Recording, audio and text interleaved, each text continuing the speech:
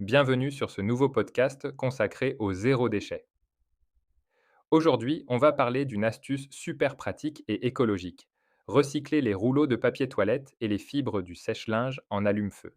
On va transformer ces petits déchets du quotidien en ressources utiles. Tout d'abord, parlons des fibres du filtre du sèche-linge. Ces petites peluches que vous retrouvez après chaque séchage sont souvent jetées à la poubelle. Mais saviez-vous qu'elles peuvent être réutilisées de manière efficace? Il suffit de les collecter dans un récipient, comme une vieille boîte d'œufs. Ensuite, ajoutez un peu de cire de bougie et vous obtenez un allume-feu naturel et économique.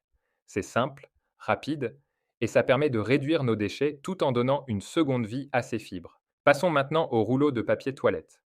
Plutôt que de les jeter, pourquoi ne pas les garder pour en faire des allume-feu pratiques?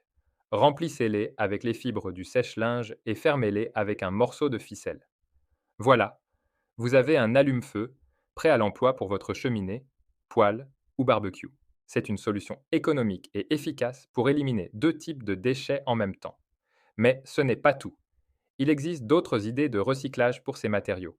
Par exemple, vous pouvez utiliser les fibres pour remplir les alvéoles d'une boîte à œufs, ajouter un peu de cire de bougie et créer des allume-feu en forme de cube. Vous pouvez aussi garder des bouchons en liège, les imbiber d'alcool à brûler et les utiliser comme allume-feu.